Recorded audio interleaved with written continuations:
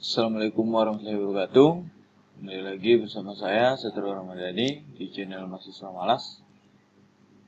Di video kali ini kita akan membahas atau mempresentasikan pengolahan air untuk boiler sebagai pengganti UAS mata kuliah sistem pembangkit tenaga uap. Oke, kita langsung saja ke presentasinya. Pengolahan air untuk boiler. Kita lanjut.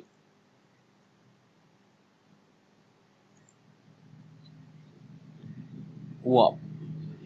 Uap sangat berperan penting dalam proses untuk menggerakkan mesin-mesin bertenaga uap dan pemanas awal. Sebuah ketel uap atau biasa disebut boiler digunakan untuk mengubah air menjadi uap dengan pertolongan panas. Uap yang dihasilkan mempunyai tenaga termis, tenaga potensial, dan tenaga kinetis yang dimanfaatkan sebagai berikut. Yang pertama ada tenaga termis yang dikandung uap dapat langsung digunakan sebagai bahan pemanas pada proses industri. Kedua, tenaga potensial dari uap diubah menjadi tenaga mekanik dengan mesin uap untuk selanjutnya diperoleh tenaga mekanik. Dan ketiga, tenaga kinetis dari uap diubah menjadi tenaga putar dan dengan suatu turbin uap. Selanjutnya dapat digunakan untuk membangkitkan tenaga listrik. Lanjut. Boiler. Apa itu boiler atau ketel uap? Merupakan sebuah alat untuk membangkit uap, di mana uap ini berfungsi sebagai zat pemindah tenaga kaloris. Tenaga kalori yang dikandung dalam uap dinyatakan dengan entalpi panas. Boiler adalah suatu mesin yang digunakan untuk mengubah air yang ada di dalamnya menjadi uap dengan cara dipanaskan. Dengan adanya bahan perantara air tersebut, maka di dalam boiler harus ada ruang atau tempat air. Uap yang dibentuk di dalam boiler mempunyai tekanan yang lebih besar daripada tekanan udara luar. Maka boiler harus mampu menahan tekanan uap tersebut. Kekuatan boiler tergantung dari bentuk dan bahannya. Ini dapat dilihat skema dari boiler. Sini ada bahan bakar, ini boilernya. Kemudian masuk air ke sini dan ada pemanas di sini. Kemudian menguap masuk ke turbin. Di turbin dia akan menggerakkan poros masuk ke generator, kemudian menghasilkan listrik. Mungkin kurang lebih seperti itu. Kita lanjut. Air pengisi boiler. Persyaratan air pengisi boiler. Pada dasarnya air yang akan digunakan, terutama yang digunakan sebagai air pengisi boiler, harus memenuhi syarat. Air yang berasal dari alam, sungai atau tanah, tidak ada yang dalam keadaan murni. Biasanya terdapat pengotor-pengotor. Antara lain itu ada zat tersuspensi seperti lumpur dan tanah liat. Biasanya dihilangkan dengan penyaringan. Zat terlarut seperti garam-garam mineral, garam magnesium, kalsium, dan lain-lain. Hal-hal yang mempengaruhi efisien boiler adalah bahan bakar dan kualitas air umpan boiler. Parameter yang mempengaruhi kualitas air umpan boiler itu antara lain oksigen terlarut dalam jumlah yang tinggi dapat menyebabkan korosi pada peralatan boiler. Kemudian itu ada kekeruhan, dapat menggendah pada perpipaan dan peralatan proses serta mengganggu proses. pH bila tidak sesuai dengan standar kualitas air umpan boiler dapat menyebabkan korosi pada peralatan atau pada mesin-mesin boilernya. Itu akan menyebabkan bisa merugikan jika terdapat korosi. Materialnya akan rusak, dimakan oleh korosi, itu akan merugikan. Kemudian kesadahan merupakan kandungan ion Ca dan Mg yang dapat menyebabkan kerak pada peralatan serta perpipaan boiler sehingga menimbulkan local overheating. Kemudian Fe yang dapat menyebabkan air berwarna dan mengendap di saluran air dan boiler bila teroksidasi oleh oksigen. Persyaratan air isi boiler. Kita lanjut.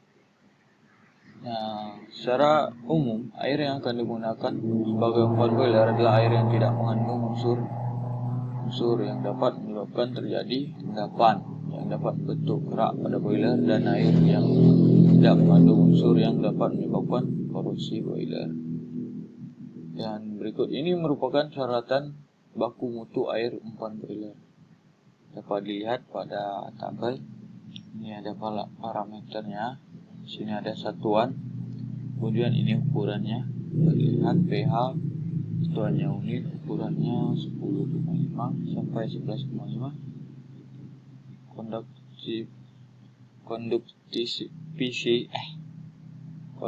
Conductivity ini satuannya atau cm 5000 maksimal. Terlihat untuk parameter yang lain satuannya. Harga pH pada air umpan boiler dan air pendingin penting untuk diperhatikan untuk mencegah terjadinya korosi. Terdapat hubungan antara pH dan laju terjadinya korosi pada bahan konstruksi dari logam mild steel yang menunjukkan adanya kecenderungan menurun korosi dengan naiknya harga pH. Namun pada bahan konstruksi dari logam Cu terjadi sebaliknya, yaitu kecenderungan laju korosi menaik dengan menaiknya harga pH di atas 9. Lanjut. Karakteristik air boiler itu ada pH, merupakan indikasi untuk keasaman suatu zat. pH itu artinya pondus hidrogenium, ditentukan oleh jumlah hidrogen bebas H+ dalam suatu zat. pH adalah faktor logaritmik. Ketika sebuah larutan menjadi 10 kali lebih asam, pH akan jatuh oleh 1 unit. Kemudian itu ada daya hantar listrik, konduktivitas. Daya hantar listrik adalah kemampuan dari larutan untuk menghantarkan arus listrik yang dinyatakan dalam pm Hos atau cm. Harga daya hantar listrik dari umpan air boiler diartikan untuk mencegah terjadinya endapan kerak pada bagian permukaan perpindahan panas dan untuk menjaga kemurnian steam atau uap. Kemudian itu ada alkalinitas, didefinisikan sebagai jumlah anion dalam air yang akan bereaksi untuk menetralkan ion H+. Harga alkalinitas tinggi tidak dihendaki untuk umpan air boiler karena dapat menimbulkan pembuasan dan kardiofil. Kemudian itu ada kesadahan, karbonat dan non-karbonat.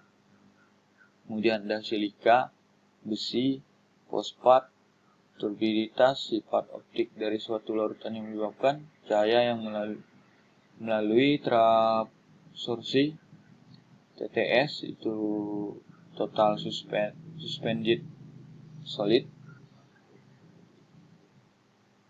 Oke, kita lanjut.